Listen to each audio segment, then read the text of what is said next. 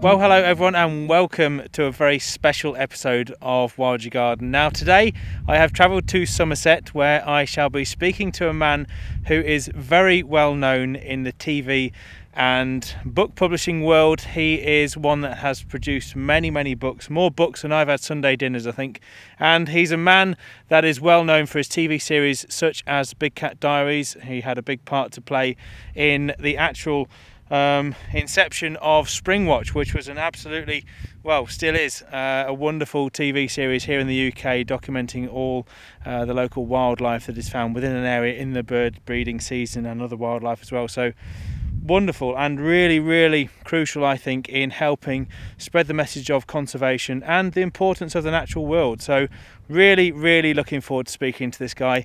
His name, of course, is Stephen Moss, and I am at the moment at the top of Cheddar Gorge here in, I nearly said Cheddar George, which I've said one or two times. It took me a couple of takes to get this. Here in Somerset. So, and it's absolutely gorgeous. If you ever get the chance to visit, please make sure you do. There are several ravens flying overhead, and it's renowned for the cheddar pink, which is part of the dianthus family. Cracking little wildflower that is found solely in Cheddar Gorge and one or two very isolated populations around here. So unfortunately it's the wrong time of year for me to see them, but hopefully I'll get back one day. Anyway, I think it's time we went to go and find this very interesting man and go and see what he's got to say.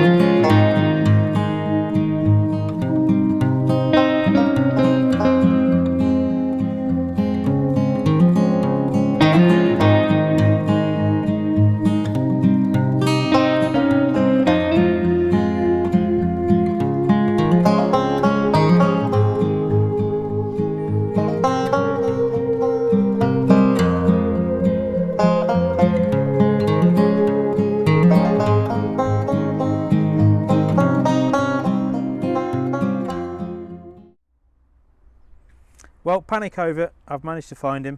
I just had to dredge him out of the middle of the Somerset level. So, Stephen, thank you very much for joining me. An absolute pleasure. And been a little while since we've met, or seen each other, hasn't it, certainly? Well, it was Bird Fair 2019, wasn't it? And thank goodness we're back. We'll talk about that later, I think. Yeah, I'm really delighted. So many of you may know about Stephen, and if you don't, then I think it's safe to say you are very well known in the birding world, the television world, and obviously a very well publicised author. I think it's safe to say you've got more books out there than I've got fingers and toes. So yeah, I think it's 40 something, including ones I've written with other people. So very commendable. And I'd like to start really by, obviously we'll come on to a bit more of your life and your achievements in due course, and for everyone watching this, we're going to be walking around this wonderful little wildlife haven that you've got here in Somerset in a little while, so stay tuned for that. But I think it would probably be good to start right at the beginning, Stephen. So I believe there's a story about a coot that really kicked it all off for you. Yeah, I mean, when we say story, of course, like all stories, I'm not quite sure how much is made up and how much isn't, because my late mother told me this story. I don't remember it, because I've been bird watching, as it was called then, birding, obsessed by birds, whatever you want to call it, since I was a toddler. So since before I can remember. And my mother used to tell me the story that she took me down to the river in the suburbs of London where we lived to feed the ducks, something every child has presumably hopefully done, and still does. And I was tossing little bits of bread out there, and then I turned to her and say, "What are those funny black ducks, Mummy?" And she said, "I don't know, dear, but we've got a book at home, and we had the Observer's Book of Birds." This is how long ago this is. Oh, brilliant. This is getting very close to 60 years ago, decades I wasn't ago. asking you to mention that. Well, someone said to me recently, they said, you're getting to the point where the year you were born is closer to the 19th century than it is to today. And I was like, don't be, oh God, yeah, it is. So this was a very long time ago, and we made our own entertainment. We fed the ducks. I was a precocious child, and I memorised that book from cover to cover. I still remember it starts with magpie. Excellent. And ends with capercaillie. And coot is somewhere in the middle, and you'll notice that all three of those are basically black and white birds, which is lucky because most of the illustrations in that book were black and white. I think kingfisher was colour, and a few others. But, and of course, the coot having that white, to the front of its face, giving the expression as bald as a coot, isn't it? Yeah, bald as a coot, and coots, of course, are notoriously violent, like robins. Oh, mustn't mention that. Yeah. But yeah, so but it is one of my favourite birds still because of that. Excellent. Nice. I mean, I think we've all got an early connection with nature, haven't we? And coming on to the next point I wanted to mention was you had a rather nice encounter with a jackdaw once, I believe. Well, that's even earlier, because I'm standing in this photograph wearing this bizarre outfit that only someone could put on a child in that era, like sort of little knickerbockers and funny little top. And I must We've have all been there. I reckon I was about 15, 16 months. I was clearly walking, but only just. This is even earlier. So the jackdaw is the original bird. Wow. And so even closer to the 19th. Yeah, and I'm thank you. And I'm feeding. I'm putting my hand out, and the jackdaw's clearly a tame bird. I wonder if it had been raised in captivity and then let go. But it's not doing what jackdaws should do. It's sitting there on the rockery that my mother is building in the garden back in Shepperton in the suburbs of London, and there's this jackdaw. And I wrote about this many years later, the fact that when I hear a jackdaw now or see a jackdaw, which I do quite frequently, particularly here in Somerset, all the jackdaws I've ever seen sort of unfold in time and space back to that first one. Wow. Yeah. And I think this is something fascinating about birding as you grow older, or nature or wildlife, in that not only do you remember those earlier encounters, but you have this sort of history with that bird, which may go back to when you're a toddler or a child, or may perhaps of course be a bird that you first saw 10 years ago or a year ago or last week. Yeah. It doesn't matter, you've got that history with it. Well, I agree completely. I mean, I had a similar one. I was a little bit older perhaps. I was probably maybe 8 or 9 at the time, but my father collected me from school one day, and we'd gone round the corner to see a friend after school, and they had a jackdaw that had been visiting, and it had been landed on their shoulders, and they'd been giving it bread. Still a wild bird, but they'd obviously tamed it somewhat. And I remember being absolutely just transfixed by this bird, because it wasn't a parrot or a snake in a zoo, it was just, it was a real wild bird, So to see it up close and that fabulous slate blue-grey of the eyes, and the back of the head. I mean, they are stunning birds. They just look intelligent, don't they? They're one of these birds, like all the corvids, and while we've been setting up, we've been hearing rooks and crows and jackdaws and ravens, and all the corvids, I think, are such overlooked and fascinating birds. Yeah, definitely. And just seeing the ravens up at Cheddar Gorge before this, they're magnificent. It's a story for another day. So anyway, long story slightly shorter, went home with Dad, which was probably 3 miles perhaps from where this jackdaw was. Thought nothing else of it apart from just daydreaming away, Got in the house, had my dinner, went to bed, woke up the next morning, opened the living room curtains, and there's a jackdaw sat on the gatepost outside the house, and I thought, nah. So I shut the curtains again, opened them again, and it was still there. So I went outside with some bread, and they'd named it Jack, funnily enough. Went outside with some bread. I said, Jack, and straight on my shoulder. Yeah. And so I could only fathom that bird had followed the car for 3 miles and waited around, roosted somewhere local in Bourne Woods or something. And I was just blown away. I mean, it just shows the small amount of intelligence these birds have, I think, And then, of course, a few days later, I was distraught to wake up and look outside, race to the window, think, where's the jackdaw? And I said, I had to shoo it off. It was costing too much money in bread. Oh. Never forgave my father for that. No, fair enough. But an incredible experience, and I think we've all got similar things we can hark back to, which is wonderful. So, but speaking of childhoods, you were involved a few years back now, weren't you, with the National Trust, with remind me the name. The Natural Childhood Report. Yeah, That's 10 years ago. Yeah. 10 years ago this year, and it wasn't an original piece of research. It was me gathering together, using my sort of journalistic experience, really, gathering together and interviewing people and putting together a report about the fact that children were not having the sort of freedom that I had back in the 60s and 70s when I was growing up, and you had in the 80s and 90s or whatever. And it was quite a depressing report, because really, I mean, it came up with two very good reasons. One was traffic. Yeah. You know, at the age of 14, my mother let me cycle with my friend Daniel to Dungeness and spend a week there, or the New Forest, and we'd camp and come back. You wouldn't let a kid do that now. No. The other was stranger danger, which of course, as Grayson Perry was talking about this the other day on the radio, the fact that fortunately very few children are abducted, and 90 or 95% of those who are abducted by estranged parents, not strangers. Yes, So stranger danger is a fear which is not justified, but it doesn't make it any less potent. No.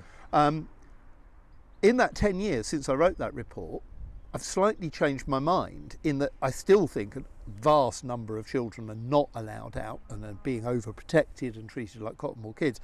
But I've been delighted through, and you've seen them at Bird Fair, through organisations like A Focus on Nature, AFON, and then at times the Next Generation Birders, and just generally young people who are not only fascinated by nature and birds and wildlife, but are also putting their money where their mouth is and working or volunteering as conservationists or training to be scientists or filmmakers or journalists. And I think there is a huge movement now of those young people, which is wonderful. So, but I still think the vast majority of kids are basically not given the sort of freedom that they should be. Yeah, and I think part of it also, the conversation I had with someone recently, you know, simple things like people putting more and more astroturf down because it's maintenance free. You know, so therefore, are the children therefore going to make daisy chains anymore? Are they, you know, they haven't got access to that unless they're at school, obviously. But simple things like that I think we're not realising now, but will have a big effect later on. Absolutely. And also, I mean, obviously I go around the country, I've made over 100 wildlife ponds now, but the amount of people I speak to that say, oh well, I don't want a pond because I've got children. Which, okay, yes, don't get me wrong, you've got to be careful with children around water. You're not going to let a 6-month-old drop them out the back door and let them run off and do their own thing. But I think it should be the other way. I think children should be brought up around water to respect it. Absolutely. You know, because how many of us can remember getting tadpoles in a jar out of a pond in the back garden as kids, you know, or out the local pond or river. So I think those experiences, you know, the more we try and wrap kids in cotton wool, as you say, it becomes a bit tricky to try and, you know. It's also very dangerous, because it's actually dangerous for the kids, not when they're kids. It's dangerous when they grow up. Yeah. Because if they have not set what scientists call their risk thermostat, if they have never tried to climb a tree, very easy to climb a tree, because you stop at the point at which you can't climb any higher. Then you look down and go, oh dear, I'm not sure how I'm going to get down now. Yeah, quite. Because it's scarier going down a tree than up. That's right, yeah. So you learn something from that, and you learn about risk. You learn if you build dens or collect tadpoles. You learn to work with other kids. You know, these are incredibly important life skills that a lot of kids are not getting. And the danger is that when they go out at 16, 17, 18, they binge drink, they, you know, take drugs that they don't know what they are, and all those things. I mean, of course, all kids experiment, but they don't really know their limits. Yeah. And that's very important. A child who knows their limits will grow up into a sensible adult. They might still try things, but they will do it within parameters that work for them. And that, I think, is a real issue.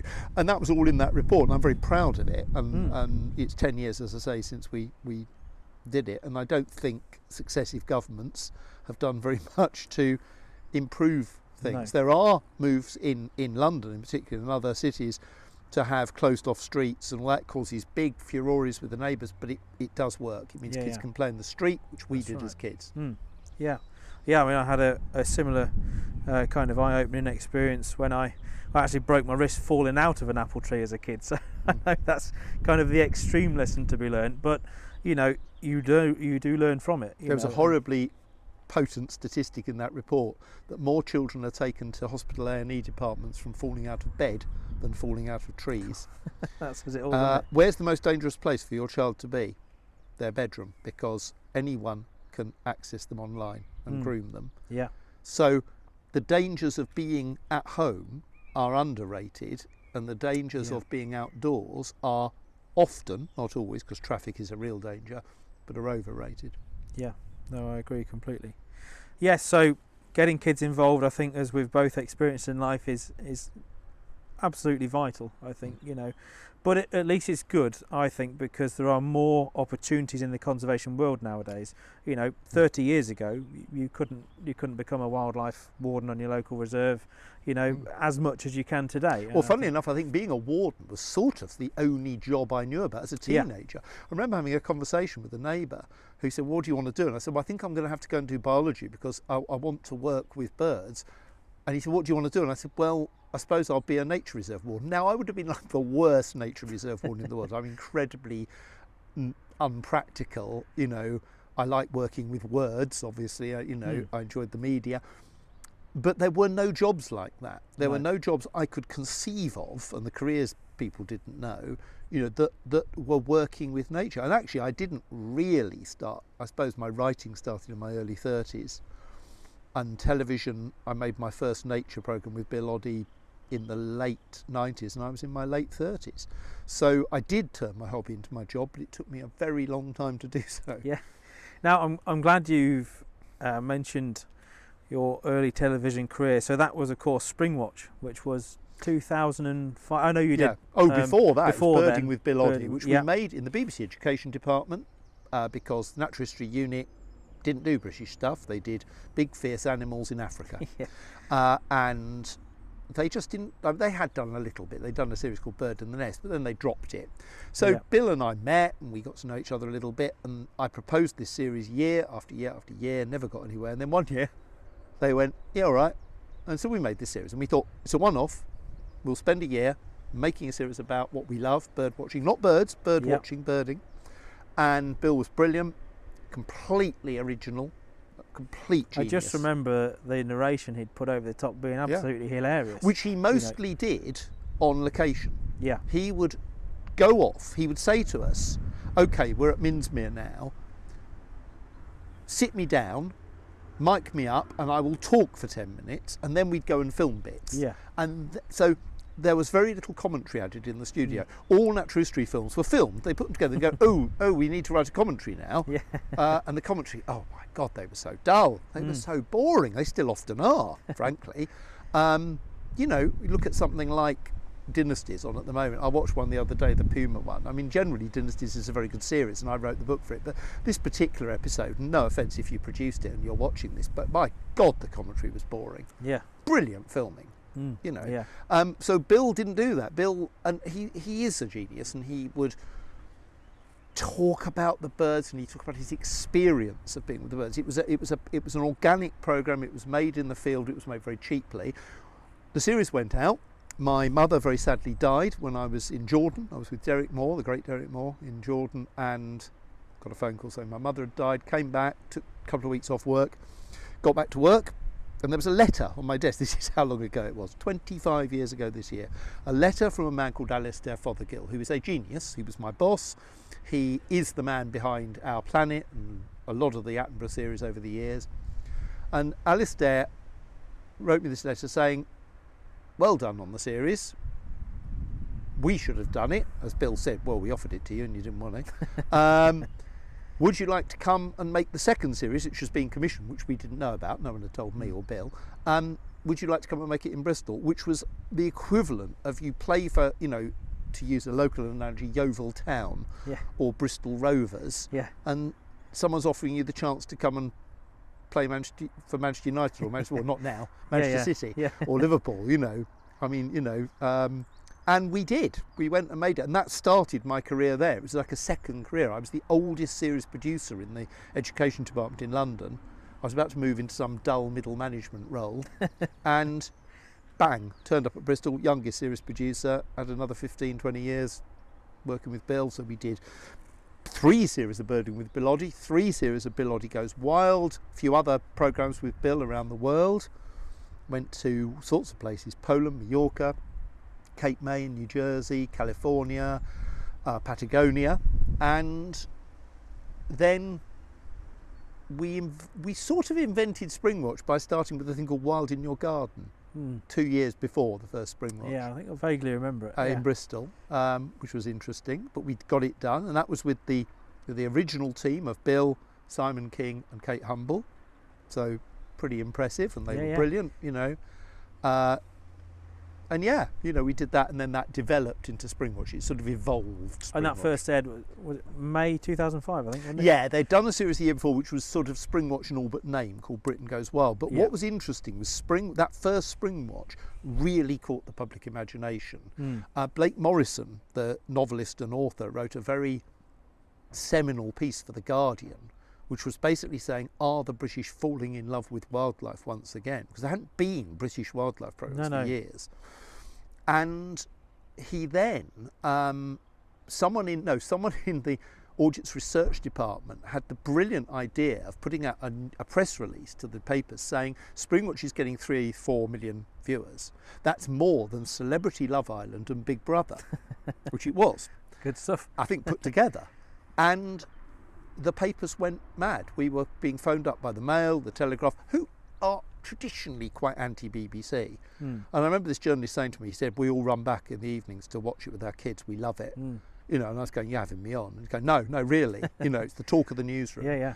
And Springwatch became an institution from that year, and it was the most extraordinary experience. I remember going to a sort of special event in London where they invited the production teams from 5 programmes, and it was, you know, Doctor Who and EastEnders and Springwatch. And we were walking around going, there's a lot of very famous people here.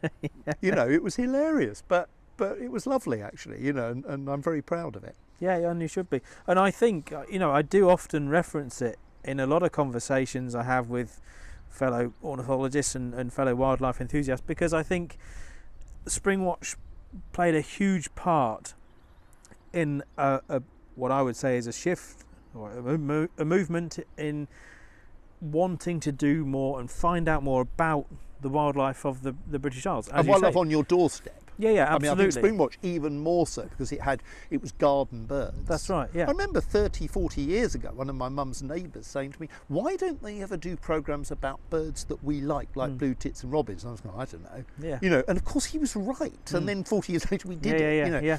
But yeah, I mean, Springwatch was brilliant for that. And I now meet quite a few people who are, you know, grown-ups, I suppose mostly in their 20s, who say to me, oh, you know, my mum let me stay up to watch it. Yeah. And I find that delightful, and then realise to my horror that it is 25 years ago since we did Birding with Bill Oddie, since that 26, since that first went out. It's very quiet in the countryside, isn't it? No tractors, no lorries.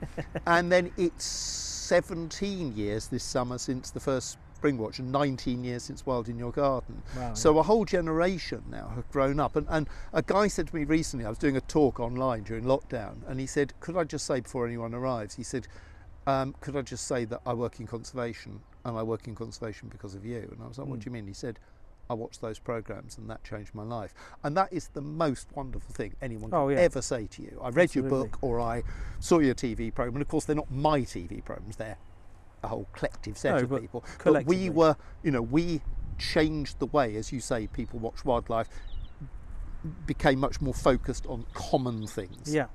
Things on your doorstep. And it's that shift in a matter. You know, in as you say, in their own back gardens, and it being accessible. Yeah. You know, because we've all seen 10 times over, you know, wildebeest, lions, tigers, which are cheetahs, wonderful, which are incredible in their own right. Yeah. But I talk about the eternal triangle, which is wildlife, of course, but then people, places, So it's people, places, wildlife. Without that, I don't think it matters. I mean, of course, nature deserves and should and does exist entirely independently of us, and will carry on if we disappear. Of course, yeah. But for me, the cultural side of nature, what I write about a lot, the way human beings respond to and interact with nature, whether it's wildlife gardening or just feeding the birds in your garden or reading poetry about wildlife or whatever, you know, it's or doing connection. citizen science surveys, it's all part of the same tapestry, if you like. Yeah. So I suppose really I ought to be thanking you, because I think it's helped in a roundabout way. People think about gardening for wildlife, and therefore it's given me the opportunity to have a business that thrives on providing that as a service, implementing obviously, you know, wildflower meadows, ponds, you know, native planting, herbaceous borders, all of that. So that's very kind of you, John. And I'm very happy to accept I'll a let royalties you know the commissions, and a check, as part of that.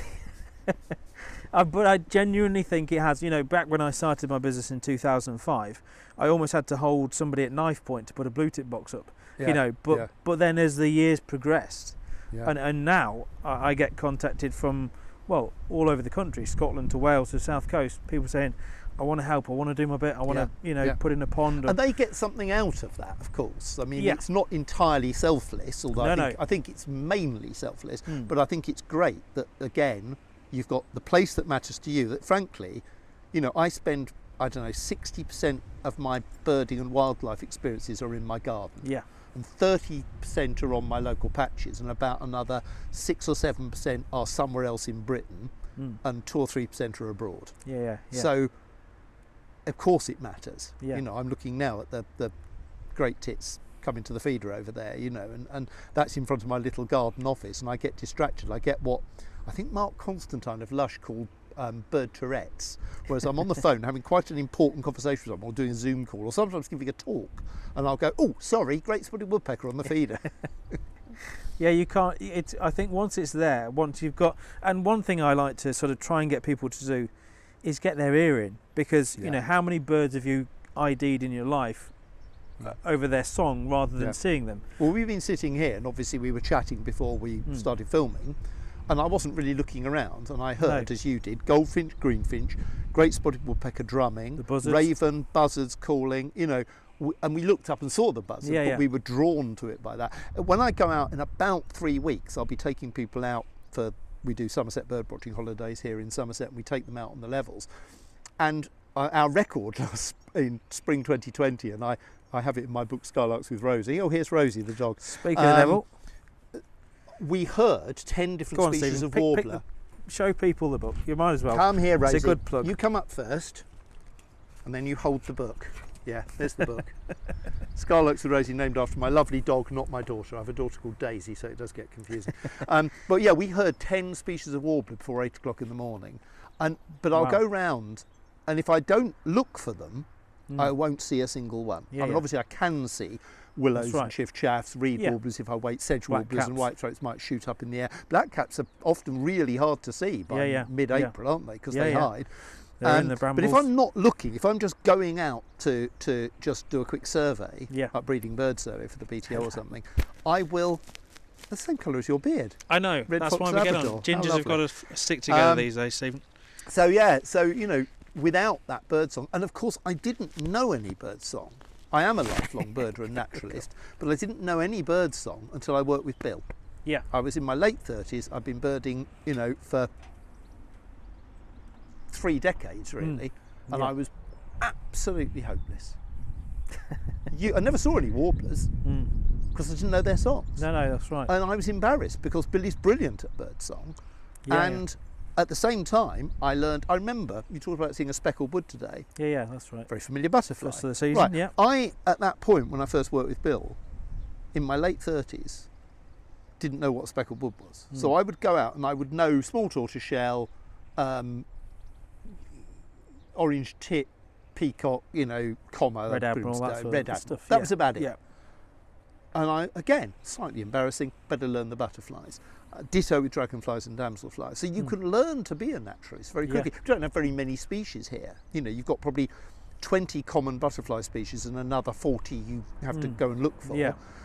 Dragons and damsels, It's about 10, 45. 12 common ones, species, and yeah. another 30, 40, that you can see. So, I learnt that, and that has enhanced my experience Yeah. of Oh, wildlife. 100%. I get the biggest satisfaction from being able to walk into the countryside, wherever I am, and being able to say, that's wild garlic, that's a tractor, that's garlic mustard. It's very noisy, the countryside. I recorded a series here many years ago. First spring we were down here with Brett Westwood, my old friend and colleague, and Chris Watson, the sound recordist, and we had to stop all the time. Yeah. I've learned There's always actually just something. to keep going, and Yeah. the viewers. It's get not so put up with bad, it. is it? No, Yeah. no. Well, we've mentioned it. Yeah, but I think to start off, and to be able to go out and say, well, that's a speckled wood, that's a wren singing, Yeah. that's a chiff chaff. It opens everything up. It's very rewarding, even if you don't tell anyone about it, just to know what's out there on your doorstep. I can't understand why everybody in the country doesn't look out the window and go, what's that tree? Oh, that's an ash. Well, of What's course, that in bird? lockdown they did. That's a lot right, of them yeah. went out, either recaptured a childhood love of Yeah. wildlife, or experienced it for the first time. And I had, you must have done, friends who live in cities particularly, ringing me up or emailing me saying, do birds always sing at this time of year? Or the slightly more experienced ones, do birds always sing this loudly at this time That's of right. year? Yeah. I wrote about that in Skylarks with Rosie, because it is a lockdown diary. It's that extraordinary 3 months when it was a lot warmer than it is now. Yes. Yeah. You're sitting in your lovely hummingbird shirt, but I can Trying see to you keep getting warm. goose pimples. Absolutely. Yeah. So I'm glad you mentioned Scarlets with Rosie. So, and you've mentioned a bit about that, but I think it would be rude not to touch on some of the other books that you've written, and there's too many, I think, to name. I will put a list in, obviously, the description below the video, if people are looking to buy any of your books, or your previous Well, that's very kind of previous you. stuff. But what are some of your favourites, would you say, that you've written over the years? That's a very good question, because I'm very proud of my books, and probably of all the things I've done.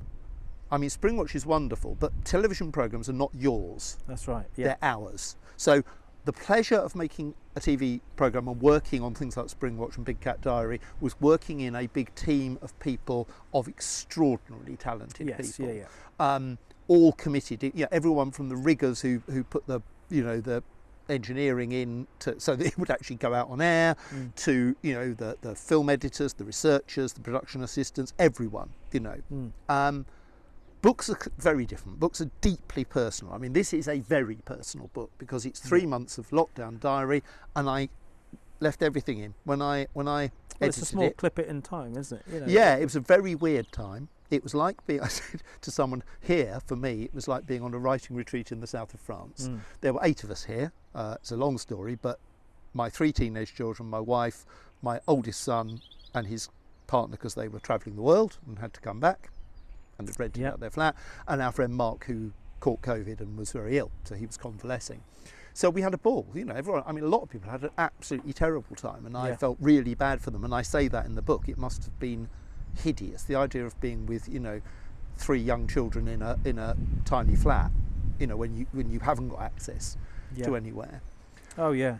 But for a lot of people, they did have access, especially in cities, actually, to canals, river banks, little woods, parks, and I think people did get hooked, and it was a time of reflection, it was a time of change. This is a very personal book, it's a very political book. I got very angry about a lot of things, and I still am. Partly the older I get, the angrier I get, but the worse the governments get, the angrier I get. And I'm very, very angry with this, shambles we have now. And so it's a book, it's very dear to my heart, because it's by nowhere near the best book I've written. It doesn't have the sort of research and detail that went into things like Mrs. Moreau's Warbler, my history of bird names, which is I'm really, really proud of. A Bird in the Bush I wrote over 20 years ago about the history of bird watching. Again, that was the first serious book I wrote. I'm still very proud of it. I'm going to revise it at some point, 'cause at the end of it I say something like, this newfangled thing called Tinternet, that's gonna change things a bit. It's a book that's, part of it has dated, I suppose, the recent world. the biographies I wrote of the robin, the wren, the swallow and the swan. Yeah. I'm very proud of particularly the swallow, and they sell like hotcakes. I've just heard last week, didn't quite get there, I got the latest sales figures, which is up to the end of last year, and between them, those 4 books plus the 12 Birds of Christmas, the 5 in the series, have sold 98,000 copies. Wow. So Well when I done get you. my next royalty statement, I will get a nice cheque and I will have hit 100,000. Oh, blimey. Yeah. And you know, that's very important to me. Very important to me, partly Yeah. because I have a wife and 5 children. Sorry, that sounds terribly Victorian to support, but you know what I mean. They use a lot of resources. They use a lot of resources. But actually much more, from a much more serious point of view, it's because if my books are being sold, they're being read, and if they're being Sure. read, they're affecting people and hopefully converting some people Oh, yeah. to wildlife. And of course, many of my audience are people like me. They're older, white, middle-class people. That's the nature of the people who read nature books. But I got a email today from one of my students at Bath Spa University, and someone's contacting her. This woman's 21, she's doing an English degree, and she doesn't know I'm going to read this email, and it said, oh, I'm really interested in your course that you're doing, nature and travel writing, that I teach, an MA. She said, my favourite nature writer is Stephen Moss. And I was so touched by that, because she obviously isn't saying that to me, she's saying that, and she's a To other young people, person. yeah. And to get young people hooked on nature, you know, because they're clearly not my prime audience. No, but they're the nature next writers. generation, aren't they? But they're the next generation and they matter. Well, I'd like, if I may, Steve, just to move on to the bird fair, which I think was quite fortuitous because it's where we obviously first met. And It is, yes. I think probably back in 2016, 17. As Yeah, far, at least I think. Yeah, far that's away right. as that. Closer to the 20th century than the 19th at least. But an incredible event, and one that does get a bit of flack for being not the most environmentally friendly because of people travelling. What do you think is your take on that for anybody out there concerned about, you know, people coming to offer birding tours from around the world? And Well, funnily enough, I've just been writing about that. I feel quite strongly. I mean, I love bird fair. I love bird fair, and I love the fact that it exists. I first went there when was it? Gosh, 1992. So 30 years ago. I've been to 28 fairs. I think the last one, 2019, was 31, wasn't Yeah, it? Or 32, I yeah. missed 3. Yeah, but you know, so I missed the first 3, but I go to it and it's very special for me. Now, you have to get this in perspective. When I started birding as a kid, when I was 11, I met my friend Daniel, who's now a professor at Sussex in biology, and he's my daughter's godfather and a dear friend. And I went birding with him, and his family sort of adopted me and took me off. And without them, I probably would have given up in my teens. When I was 29, I went to Israel and I met a guy called Neil, who became a good friend, and we went off. We had young children, so we would take a bit of time off and the odd weekend away. Yeah. So at the age of 32, when I first went to bird fair, they were the only 2 birders I knew. That was it. I went with Neil, and we went with our kids, who were 5 at the time. Bird fair changed all that. Wasn't the only thing that changed that. Lots of other things did, social media eventually and other things. But bird fair made birding more democratic. It meant that we met other birders. I then, soon after that, I started writing articles for Birdwatch magazines. Sorry, the dog's chasing the horse now, but the horse is in a paddock next door. So not in don't the worry. same garden, No, we'll no. put that in. So for me, bird fair has a real emotional heft. And when I thought it was never going to happen again, I was really upset. It was the one Likewise, thing yeah. that in the pandemic, I thought, I won't see you again. I won't see my friends from the art tent. I won't see, my friends it's a from once Poland a year meet, isn't Yeah, it, for all all abroad. of Now- those people with the like-mindedness. That Exactly. are Now, I out completely there. get the low carbon birding thing. I have a lot of admiration for them. I think it's a really important movement. I try to do most of my birding locally. I do go to Scotland to lead bird tours. I drive in an electric car if I can. I'm not environmentally perfect by any means, but I do try to do things that help. The whole thing about long distance air travel, I get. Now they would say, I can't get it, can I? Because I'm arguing for it. But I'm arguing for it for people who go and spend some time, usually on these holidays, a couple of weeks, sometimes longer, and stay in eco lodges around the world and help finance and fund those lodges and those places, and money goes back into the local economy. And more importantly, without that, and I've seen this happen in the Masai Mara where I did Big Cat Diary, once tourists stop going, the land set aside for wildlife is valueless and it disappears, and it's farmed, because there's a huge demand in many of these countries for homegrown food. People are starving, so again, that's understandable, but it's very unfortunate. Yeah. Bird Fair, yes, does have quite a lot of stuff about holiday companies, but holiday companies, it's not all-inclusive holidays to places around the Med. It's not short-distance flights around Britain. Yeah. It's stuff that is important, and also, the argument that we shouldn't go there by car because of the carbon footprint that'll have. It's like a second division football match. Yeah. It's once a year. You can get by public transport, and they're encouraging that very strongly this year because it's nearer Oakham, so it makes it easier. They're doing. That's right. Yeah. So I just think that we need to get things in perspective. When we tried to discuss this on Twitter, myself, David Lindo, Dominic Cousins, it got a bit heated, which I understand. I think a few insults were thrown, not bad ones, not abuse. I think the people who are promoting this, they deeply, who are saying we shouldn't have bird fair, they genuinely deeply care about the environment. I do think they're partly missing the point. I do think we should try to have debates about it. I do think bird fair should try, and I hope it is with BirdLife International, work towards not just giving money, but trying to offset the carbon people are using. I know that our carbon credits are far from perfect. They can even be a method of greenwashing, but I can't believe that Bird Fair and BirdLife International between them can't come up with a scheme where people like me can offset our travel or whatever, or just make a donation to help that. And it does raise an awful lot of money for conservation around the world, but more importantly actually than the money, it raises awareness of global conservation. Yeah. And I think Tim Appleton frankly deserves a knighthood. He's got his MBE. Because without Bird Fair, I'm trying to imagine what the birding landscape would be like without Bird Fair, and I find it very hard to imagine. Yeah, I agree. And of course, without Tim, we wouldn't have the ospreys at Rutland Water.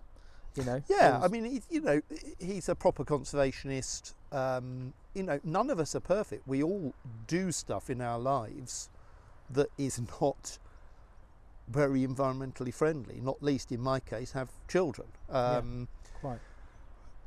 It's not a perfect world. I think we need to fight against climate change. I've been writing about climate change for more than 30 years, since I wrote a book called Birds and Weather, and I started reading accounts of what's going to happen, and I was frankly terrified.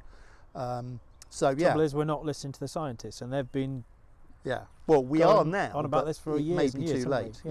And that's I do understand the potential issue that we may have to make very drastic changes in our lifestyle, and long distance flying may become, and in some people would argue it has become, unsustainable. But I do think that if that's the case, we have to accept that large swathes of countries I've been to, like the Gambia, Costa Rica, Trinidad and Tobago, they will be much less good for birds and wildlife because those places will disappear.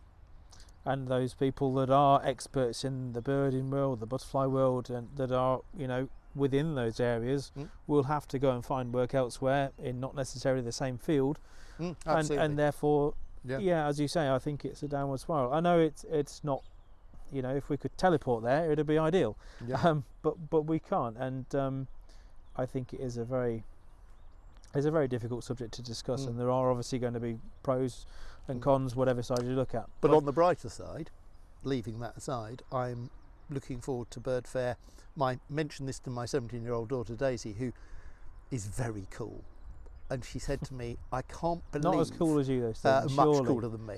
She said, I can't believe that I am insanely excited about the prospect of going back to Bird Fair. I know. Which I think is it lovely. hooks you, doesn't it? Yeah. You know, I first went in 2016, and it's the people, isn't it? It is. It's just the atmosphere. You know, everybody that's around you is interested in wildlife. And I loved the comment which was made on Twitter when the greatest birder of all, my mentor and friend, latterly in life, Ian Wallace, died. And someone said it's typical that when Ian died, Bird Fair had to be cancelled because how could you have Bird Fair without Ian? Quite, yeah. We'll have it this year without Ian. Yeah. We'll celebrate his life, incredible life. An man. amazing man, really was. Yeah.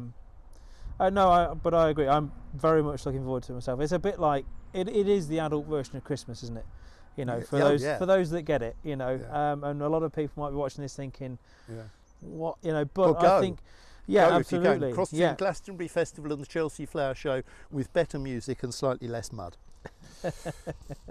Yeah, I agree. No, it's wonderful, and I think hats off to Tim, obviously, for getting things going again. You know, after all this time, which has flown by these couple of years, isn't it? You know, it has, and it's been very difficult for people who work in conservation, particularly in wildlife tourism, but not exclusively.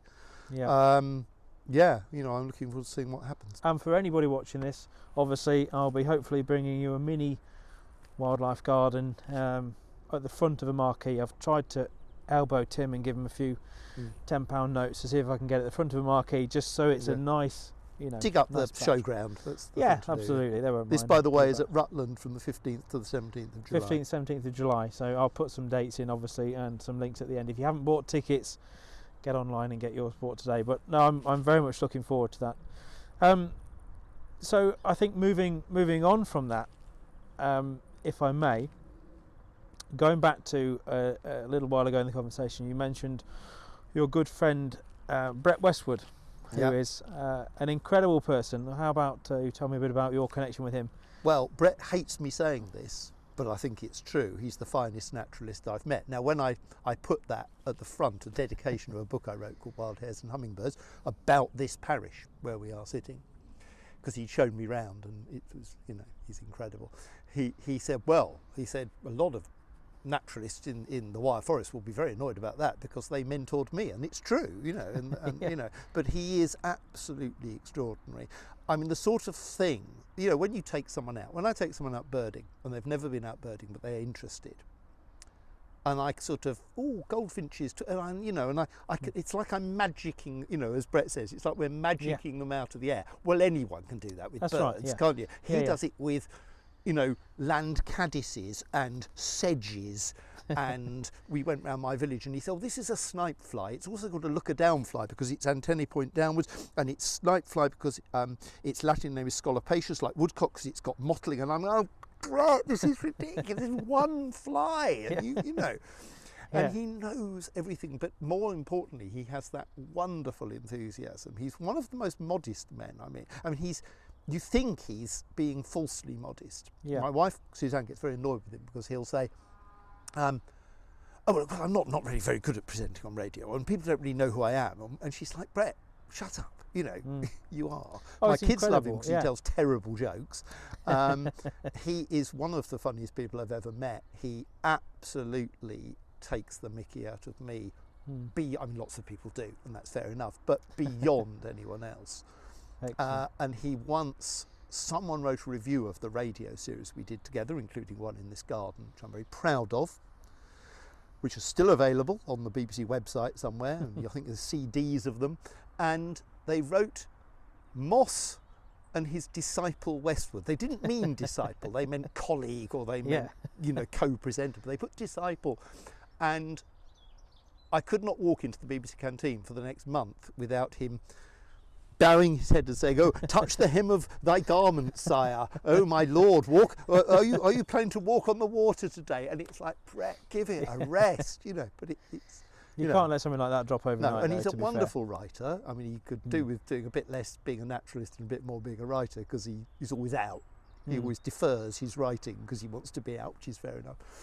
Yeah, and he's a dear friend, and I'm very proud to know him and work with Excellent. him. Well, my first, I mean, my first experience with him was actually my other half, Nikki. She introduced me to him many years ago, and in the beginning of our relationship, it was very much a 3-person relationship, because I would go to sleep at night listening about tardigrades on Radio 4.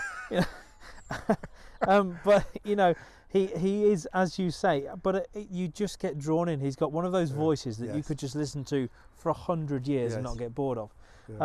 So please, if you would, put a word in for me. I would love to do an interview with him. I think he'd be a wonderful character. No, he is, and he's if he's got to wear a mask or something like that. If he doesn't want to be seen, I've got to get him as an interview. He's not that modest, don't worry.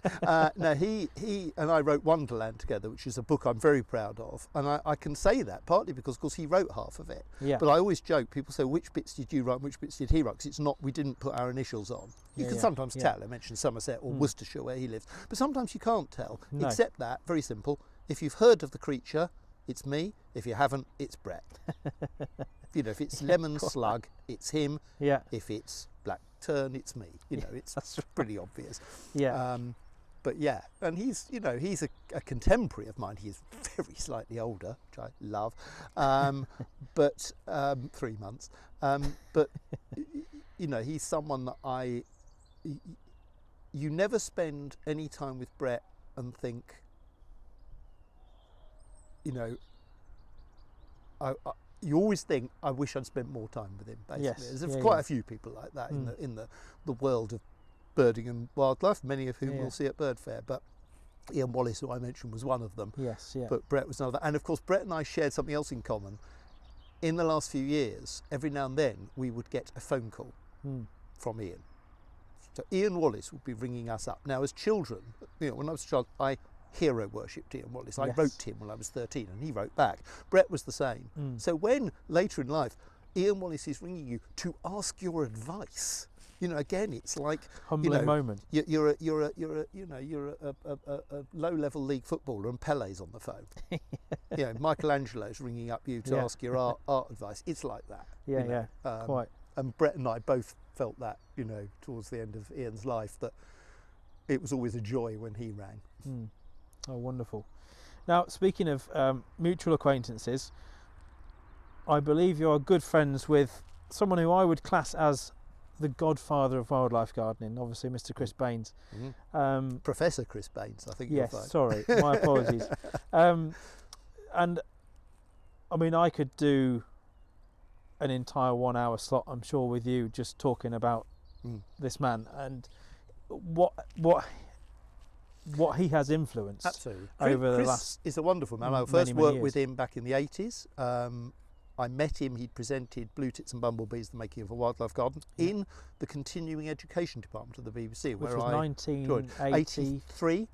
And then he then did Wild Side of Town, and then I worked with him on a very little known but very good environmental series called The Big E in about 87, 88, and we became friends. And he very much has mentored me over the years. And Chris is a prophet, not quite without honour in his own country, but he's so far ahead of his time that he's only appreciated later on. And I'll give you 3 examples, one of which you've mentioned, wildlife gardening. Chris tells the great story, as I'm sure he'll tell you if you interview him, that he went on Gardener's World and did wildlife gardening, and Peter Seabrook didn't speak to him afterwards, the man who died recently. Great man, Peter Seabrook, but not very ahead of his time. Very traditional. Chris did a wildlife garden at the Chelsea Flower Show, and he won a medal, and it was inscribed to Chris Baines for a wildfire garden, because no one knew what a wildlife garden was. That must be a typo. So he invented wildlife gardening. On that programme, Blue Tits and Bumblebees. He invented the notion of urban wildlife. I mean, Richard Mabey, of course, had done that with Wild Side of Town. Kenneth Alsop had done it in the 70s. He done a programme about the wildlife of New York. So there was a notion of this, but Chris really ran with it and started the Urban Wildlife Group and did that series and book Wild Side of Town.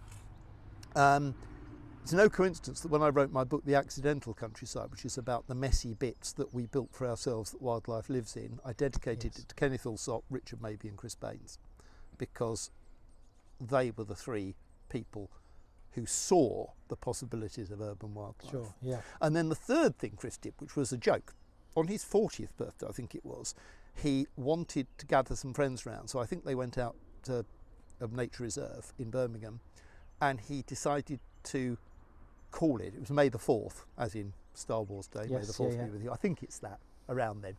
And he called it Dawn Chorus Day, annual Dawn Chorus Day, and it got on the Today programme. And when they broadcast it, someone, John Humphreys maybe, someone said, oh, and that's Chris Baines with International Dawn Chorus Day. And Chris went, aha, right, we'll call it that from now on. And it is International Dawn Chorus Day. It happens all over the world. That's right, yeah. On that day.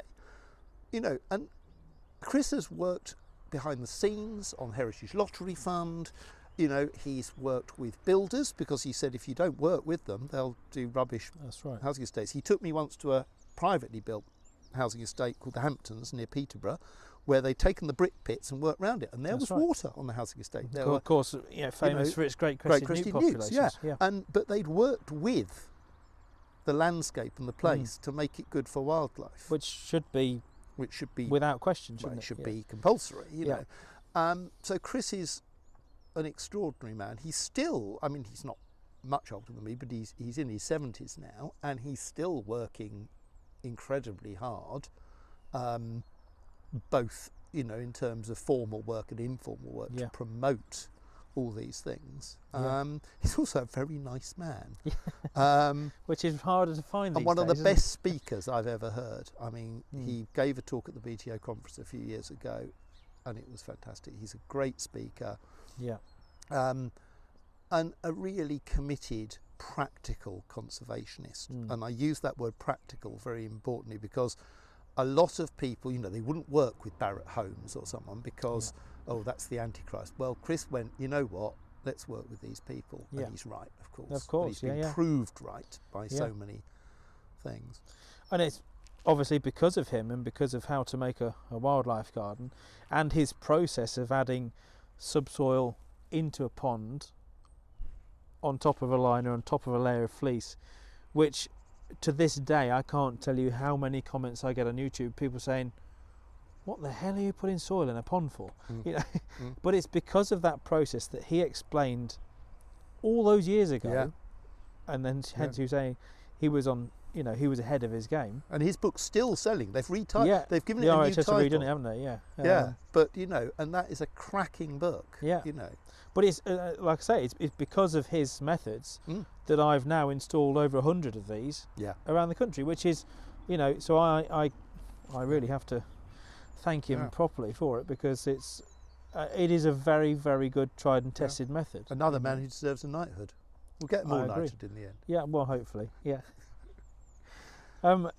now, obviously, I think at that point it's very good to, now that we're on to wildlife gardening, the whole topic, we've gone a little bit of a roundabout way of getting to where I think the main point of the conversation is, but I think it's important to now talk a little bit about this garden, you know, and in general the importance of gardening for wildlife. Now, obviously we've spoken a little bit about Chris and his influence.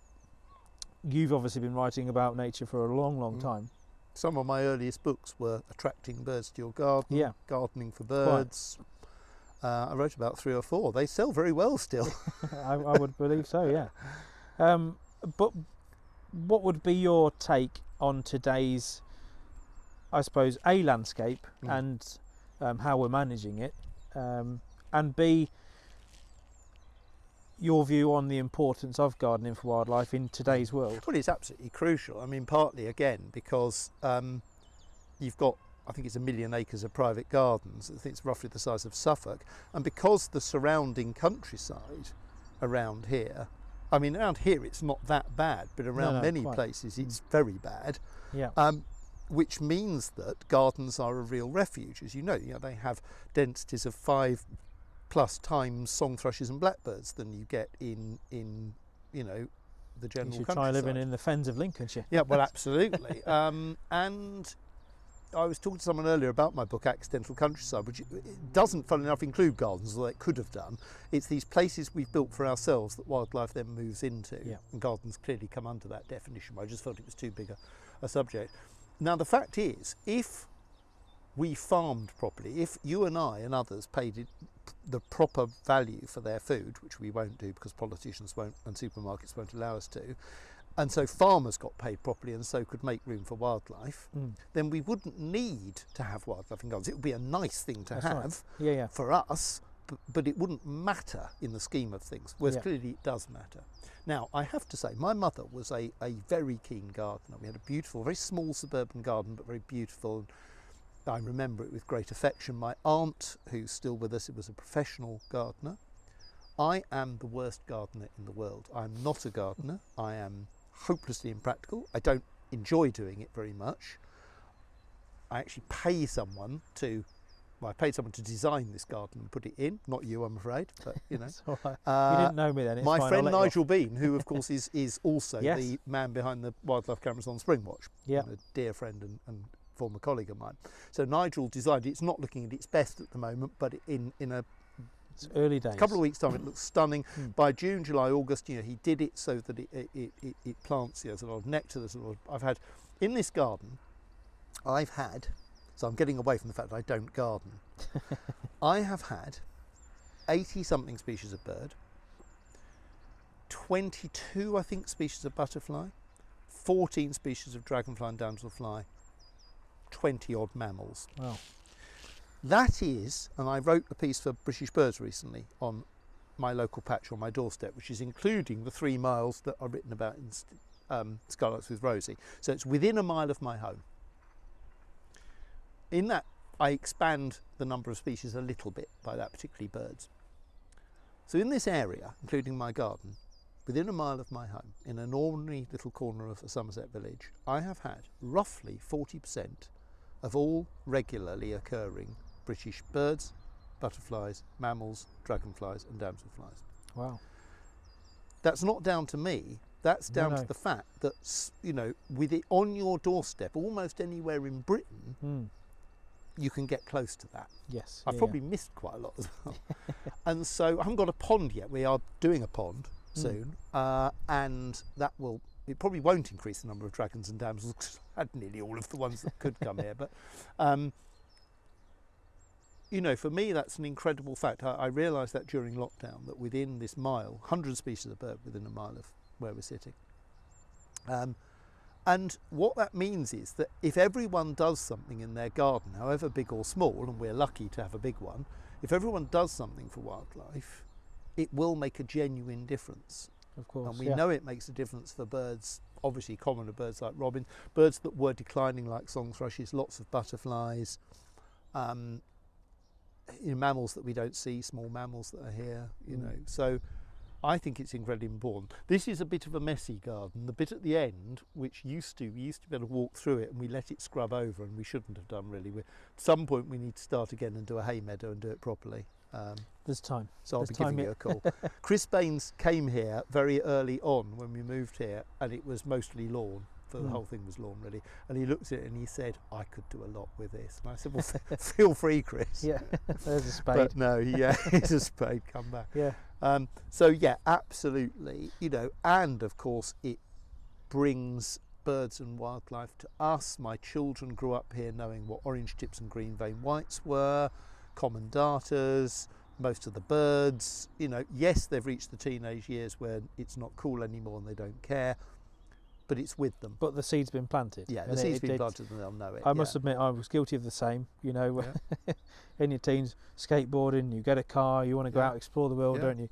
But it's always there. Even when, well, a little bit, but even when I was out there, maybe skateboarding in my late teens, you know, I couldn't help but think, oh, that was a green Yeah, yeah, woodpecker in the yeah. distance, you know. My son Charlie, well, you know, we drove home recently. He was going, oh, barn owl, you know, and oh, I saw a wagtail. And it wasn't the usual one. It was the yellowy one. Is it grey wag? You know. Yes, yeah, yeah. George came out one day and said, oh, a hobby flew over, you know, and we were down at the Avalon Marshes when he was little, and he came back and he said, oh, I've just filmed a bittern for you on my iPod. Yeah. Didn't even know iPods could film, and he filmed a bittern flying. You know. Wow.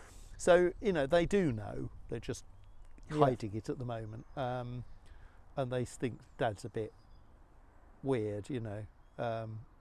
But it's getting cooler, I think, and hopefully by having... Goodness me, Joel, you know, when I was a kid, Mark Cocker's great line, Mark's a contemporary of mine, and Mark wrote that he used to hide his binoculars under his anorak in case he saw any girls, and then he has the killer line, I don't know why I bothered, I didn't even know any girls.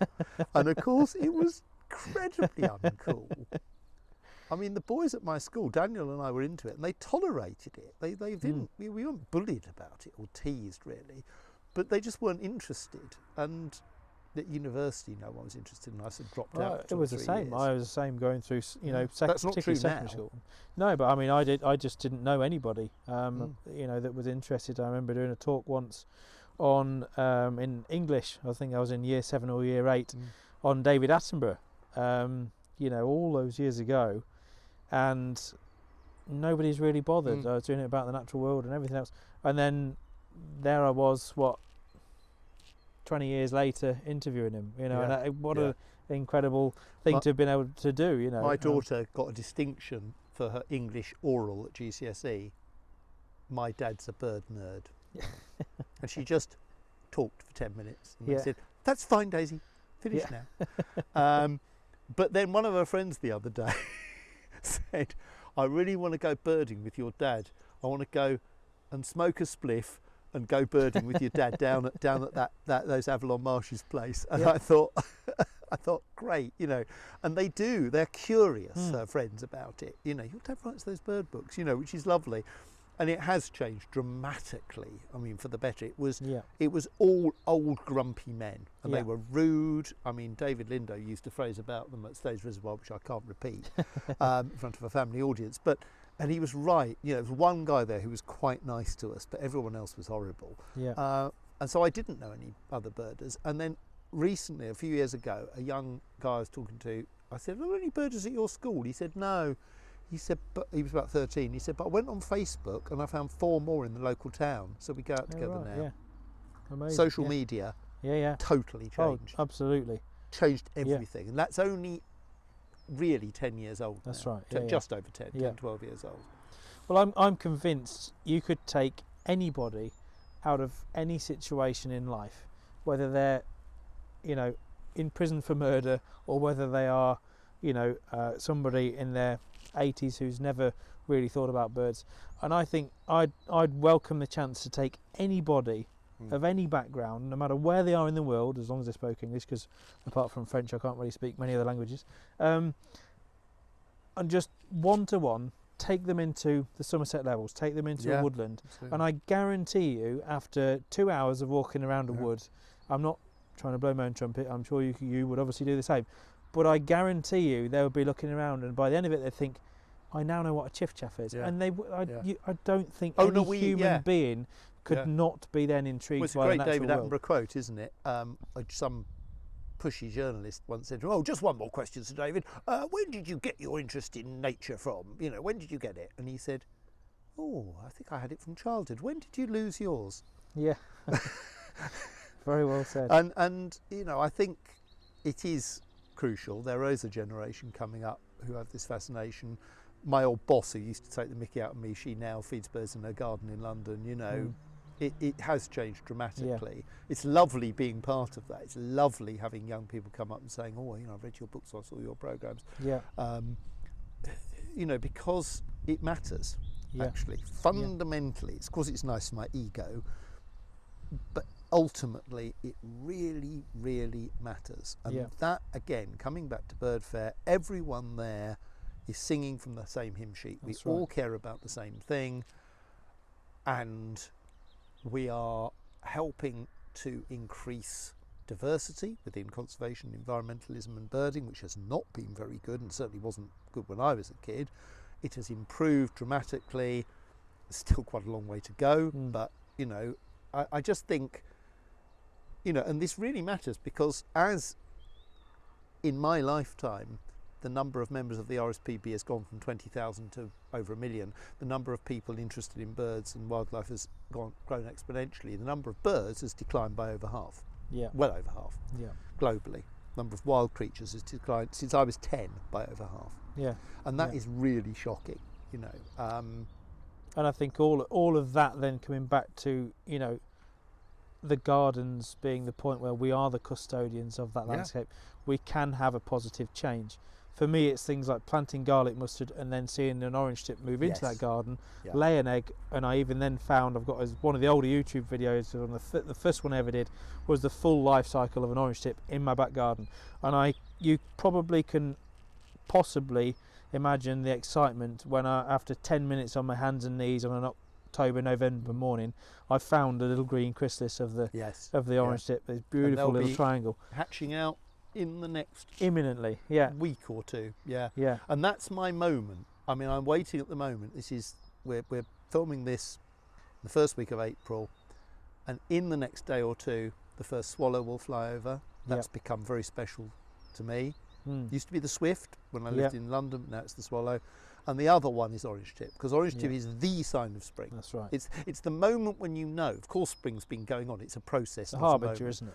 But it's the moment where proper spring starts. You've had the chiffchaff and the blackcap and then the swallow and green vein whites and brimstones and everything, and it turns up, and it's only out, isn't it, for 2 or 3 weeks, and that period is the best time in the calendar. Fabulous. And I'm going to be taking people out bird watching for about, I think I'm doing 4 tours in a row at the end of April, beginning of May. Brilliant. And I'm so excited. I come back at the end of the day and Suzanne says, "What are you doing tomorrow?" "Oh no, I've got to go out birding again." I've got another tour. Sorry. Who with? Myself? Myself and some really nice people, and we, you know, they love it and they appreciate it, and we have a lovely time. So no, it's a wonderful time, and I think, you know, the first 2 weeks of May, when everything is just at its zenith, isn't it? You know, it's all perfect. Nothing's died back, apart from the snowdrops earlier on, but you know, it just, everything is pristine, isn't it? You know, and then suddenly at the end of May, and this happened in Scarlets with Rosie, I was halfway through the spring, I was week 7 of 13, and it was like, it's going over. Not quite, no, probably week 9, 9 to 10, the end of May of the spring. And by the June equinox we went out and the landscape was yellow because it had been such a hot spring that year, and birdsong had finished, and then one skylark came up and sang, because the skylarks start here more or less on the spring equinox and they end the summer solstice. And that's, you know, that's the joy, isn't it? Well, before we have a quick wander around the garden and look at some of your features and why you think it is a good garden for wildlife, I'm very conscious it would be kind of almost illegal of me to come here today without mentioning the flower of Somerset, if you like, which is of course the cheddar pink, which I've not seen today in Cheddar Gorge. It's obviously a bit earlier, June, July time, aren't they? It's one of the rarest flowers in Britain. That's right, And it's famously, solely around Cheddar Gorge, isn't it? There are feral goats in Cheddar Gorge, and for a while it looked like the feral goats, which are also pretty rare and fairly unusual, and people are quite proud of them around here, looked like they were going to eat all the cheddar pink and render it extinct. But someone fenced them off, I think, or pushed the goats off the cliff. There's only 2 or 3 sites for them, isn't there? I believe, just the main gorge itself and 2 or 3 localised populations. Shall I tell you something? Go on. I don't really do plants. I've never seen one.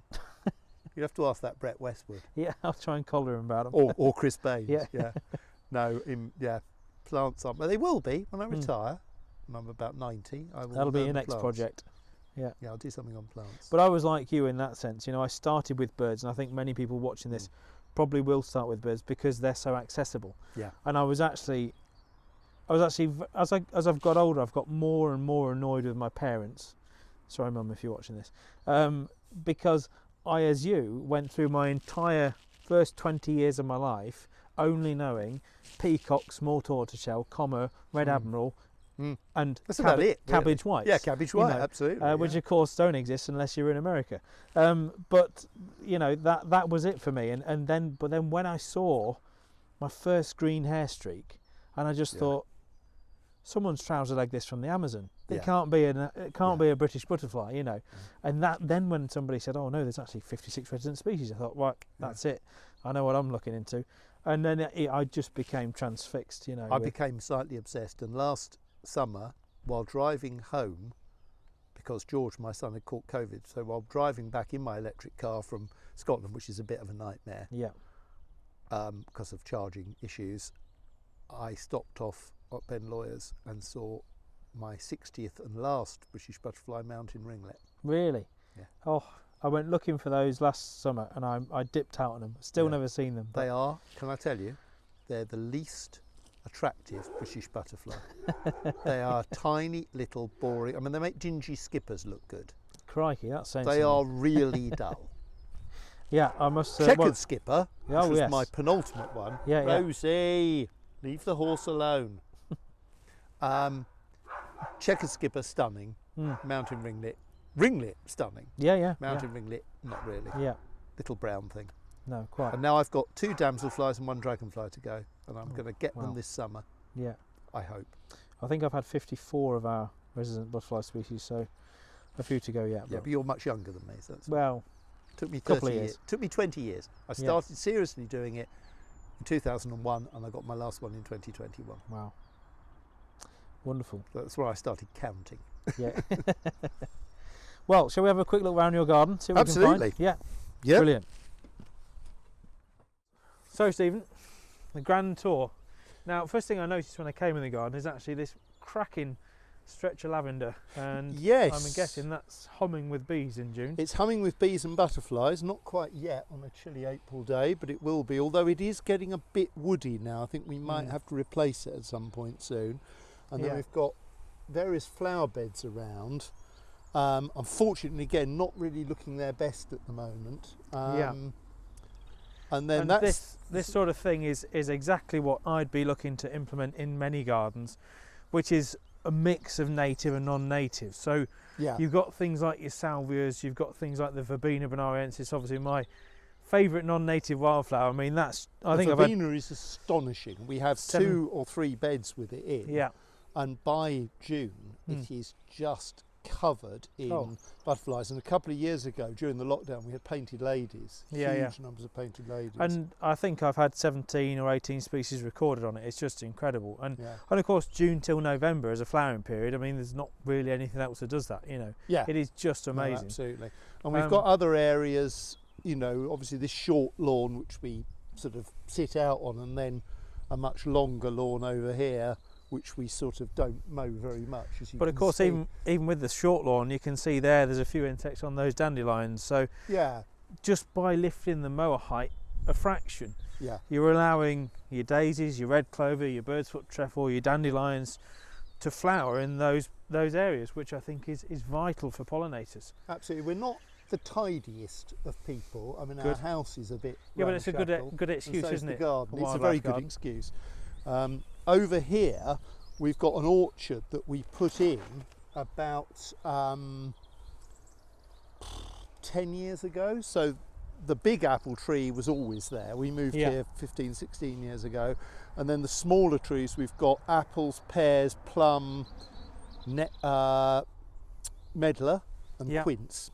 Brilliant. So we made quince jelly last year. Well, actually, we didn't make quince jelly. We got my friend Nigel Redman, the great birder. He made quince jelly with our quinces. Excellent. But yeah.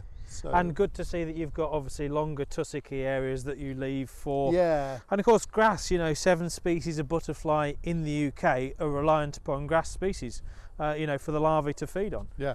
Well, when we moved here, this area was a perfectly manicured flat lawn. In fact, the entire garden was. And my kids look at the video from them when they were tiny and they can't believe it, and they say, "Oh no, you've ruined it." But we like it a bit rougher. You've got big patches of bramble, which we've never bothered to sort of dig out. We've got willow trees along this edge, and then ash trees, smaller ones here and then huge ones at the back, because the whole area is about 1.25 acres. Wow. Yeah. Now, you know, every garden I'd ever lived in until we moved here was the size of a postage stamp. So this has been, you know, it's like painting the Forth Bridge. But the brambles, of course, you know, in their own right, not only the nectar source for all, you know, the midsummer, you know, gatekeepers, you know, all kinds of butterflies, silverwash fritillaries as well in the woodland setting. So many butterflies will nectar on bramble, a large skipper as well, stuff like that, you know. But of course, they're vital for a nesting ground, aren't they? Yeah. You know, for birds. So we get wrens, dunnocks, robins, obviously here. You can hear them singing now. I mean, we've had, I think, 22 species of butterfly in the garden. Wow, excellent. And an awful lot of birds. And a lot of birds breed here, the finches, chiffchaffs and blackcaps. Yeah. So down the end, you've got, it actually goes all the way to beyond that ash tree at the end. Yeah. So you've got a really big area of scrub. Now, this has changed when we, as I say, when we first came, you've got cider apple trees and blackthorn down this side and willow down this side. Yeah. And when we started, this was flat lawn, and it gradually got more and more overgrown. And I have noticed that changes things. So for a while we'd get ringlets in there for a few years and brown argosies, which I don't think we get now. So I think what we will do is perhaps in the winter cut a lot of this down and start again, if you like, and manage it a bit more. But there's an awful lot of wrens nesting here. Yeah. As I say, chiffchaffs, blackcaps. We've had lesser whitethroat nesting in the garden. Oh, really? Wow. Yeah. And do you get any willow warblers at all? We get willow warblers coming through in mid-April, not every year, more a few years ago, but they come through and sing, one or two, for about a week. Yeah. And then they go. Right. So I think they're heading north. I think these are birds going to Scotland, maybe even Scandinavia. Okay, yeah.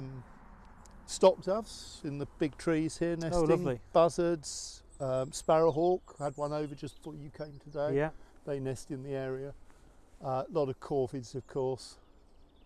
And of course, this time of year, things like the blackthorn are a vital source of pollen and nectar, aren't they?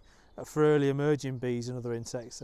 Absolutely, yeah. Very good. And the orange tips will be out soon. We've got garlic mustard around here somewhere. Probably, I think, probably at the end behind the brambles now. Yeah, they you can probably appreciate. A gazebo there which blew down in the recent storms. Oh yeah. As you can see. So, but we just sort of leave stuff like that. And the nettles, you know, people again shun nettles, but you know, small tortoiseshell, peacock, red admiral, comma, they'll all lay their eggs on nettles. So to have them in a sunny spot as well, I find is quite critical. And these willows are the remnants of the fact that this would have been a ditch with water in it. Every garden, every field boundary in Somerset is blue on the map because it would have had a reen or a ditch. Yeah. That's dried up in recent years. There is a little dip there, but the willows are the classic field boundary tree. Absolutely, and they're just starting. I've only noticed today that you can see that some of them are just starting to come into leaf, which is lovely, and it suddenly feels, even though it's really cold still, it feels like spring is sort of on its way. Oh, definitely. And we pollard these, of course, every 5 or 6 years. Yeah, I say we. It's a good management. I don't. But it's a good management technique because otherwise they do get a bit top heavy and they can snap out, you know. I spent 10 years as a tree surgeon and I ended up pollarding so many willows, it's unbelievable. Because if you don't, they do get, obviously where that pollarded wood comes from and the main stem, it's quite a weak union, isn't it? So if you get the wind sail in the middle of June, July time, and it can just sort of drop limbs left, right and centre, so a good management technique. Are any of those hollowing out for little owls or anything, do you think? We have little owls here. There's a proper orchard next door and they nest in there. Brilliant. So not every year, they drive my son mad. They sit on the roof sometimes and call, and they do that yip, yip, yip call, and they drive Charlie mad. He couldn't believe it. One day he said, blooming owls making us. We've got tawny owls here. Brilliant. They've nested in the ash tree at the end. We've got green woodpeckers, we've got great spotted woodpeckers. You know, I lived in West London, and you know, I think I had one great spotted woodpecker in the garden and one chiffchaff in 6 years. And I moved down here, And Yeah. these are the resident species. And I Oh, yeah. still, after 16, 17 years this year, I have to pinch myself when I see green woodpeckers on the lawn or, Oh, here. fantastic. I mean, little owls, just fabulous Yeah. bird. Oh, they are an amazing thing. And obviously, what a lot of people don't know is little owls, their main diet is sort of beetles and worms, isn't it? Yeah, You know, absolutely. which, yeah. And they're mostly diurnal. Yeah. You hear them more in the evening and just after dusk. And when the youngsters come out in June, July, you sometimes see 3 or 4 of them sitting on top of the barn roof next door. Oh, wow. Because we're surrounded by farms. I mean, these are three houses in a row, strips of land, but we've got farms on each side, so yeah, and it's fabulous, really. No, it's wonderful, and it I think for me, just these last few minutes, seeing the parts of the garden that we haven't looked at so far in the video, it's great to see that mix of habitats, and that I think is the main message that should come from this video, apart from your wonderful contribution to nature, of course, over the many decades. But I think to take home the fact that gardens should be a mosaic of habitats. Definitely. If not all of us are fortunate to have enough to have a garden of this size, but my view on that would be you don't need to. Some of the best gardens I've had in terms of a turnaround for wildlife and biodiversity increase and biodiversity net gain are postage stamps in urban areas. Absolutely. Because just by putting in a pond, by planting a few native trees, just something like a silver birch and a rowan, not massive trees, you can get, if you're lucky, waxwings, redwings, fieldfares, all those sorts of birds. And particularly the ponds. The ponds I find are the biggest thing you can have, and I can't believe you've not got one. I know, that's our next stage. Yeah. Another video in the making maybe, but we will do it. Yeah. But I think it's wonderful, and orchards I think have a big draw for a lot of things as well, and particularly things like the blossom on the apples, obviously very good for the green hair streaks, which are just about coming out now, aren't they? We've never had any hair streaks in the garden. I'm still looking. Nothing on the elm over the road? There's probably white letter hair streak on. I need to have a proper look this summer. Every year I think I'm going to, but we've had... Sit there with your bins in July and have a look at the top of the tree. Yeah, exactly. Summer evening, you don't need much more of an excuse, do you? Glass of wine, pair of bins. Exactly. But it's wonderful, and it's nice to see that this sort of habitat is permittable in a garden, because it's permissible because I'm really lazy. That's fine, that's a good excuse. It is, but we will, No, it's wonderful, and I think it's just coming out now, isn't it? I mean, the blackthorn blossom was last week, the apple blossom in the last couple of days, the willow leaves, the ash hopefully haven't got to die back, and they're starting to bud soon. So we're getting there. Yeah. Well, no, I think it's been a wonderful tour of the garden, and obviously, hopefully, it's given the people watching this some ideas as to what you can achieve within a relatively small area.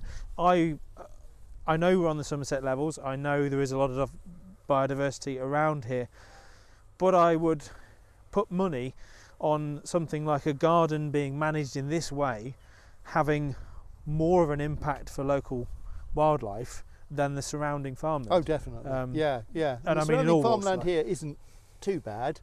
No. We've got this advantage of the water. The reens, the water-filled ditches mean that there's insects, which means that round the local patch that I wrote about in Skylarks with Rosie, which is literally the 3-mile walk from my home back to here, circular walk with the dog, it's a mile away. Really? That area, we had, in the lockdown year, we had 5 or 6 species of warbler. You had sedge warbler, couple, lots of reed warblers, which you wouldn't normally get in farmland, but of course because there's the water. That's right. Whitethroats, lesser whitethroats, chiffchaffs, blackcaps. Yeah. As I say, willow warblers passing through, wheat ears and wind chats coming through in spring and autumn, stone chats in winter. So, this area isn't too bad, farming wise, for wildlife, but the gardens certainly make a huge difference. Yeah. So if you had to offer one piece of advice to anybody watching this who is interested in helping out the natural world, who has whether they're at the beginning of their wildlife journey and they are just realising there is a wealth of animals on their doorstep to watch, what would your advice to them be? Well, apart from get a pond, which I haven't done. Now that's my job to tell them that. I think just focus on getting to know your local wildlife, because if you get to know it, you can then ask people like you for expert help in attracting it and helping it. But until you know what's there, so keep lists, keep diaries, do it from year to year. That's how I discovered, as I said to you, that willow warblers pass through here in April but don't stop to breed. But that chiffchaffs obviously come back and breed, you know. So it's understanding these micro habitats, because quarter of a mile down the road on my loop, as I call it, where I walk with the dog, completely different bird life. You know, never had willow warbler on there, but only had whitethroat once here, you know. So that's the difference. You know, and sedge warblers never had in the garden but have had round there. So, you know, it's these tiny differences in habitat attract different species, and as you say, the mosaic is the most important thing. The patchwork quilt. Absolutely, and hopefully, if we take the patchwork quilt as a broader spectrum, by creating these habitats all around the country and across the world, obviously, it's more of a patchwork quilt for these animals to access and to move between, to help spread the populations. Corridors are incredibly important. Well, I don't think we could end on a better note, do you? I must get that pond in. I'll be watching you. No, thank you so much, Stephen. Really, really appreciate it. Real pleasure, Joel, and thanks for all the work you do to help people and encourage wildlife. No, fingers crossed we can get 1 million ponds installed, who knows. Well, thank you very much for watching, everybody, and please feel free to subscribe to the channel if you haven't already. Give the video a like, and I will be sure to bring you many more interviews, including Brett, hopefully. I'll leave that one to you, Stephen, in videos to come. And obviously, if you're interested in buying any of Stephen's wonderful books, I highly recommend you check the links in the description below the video. And thank you again so much for the support. I'll see you all soon.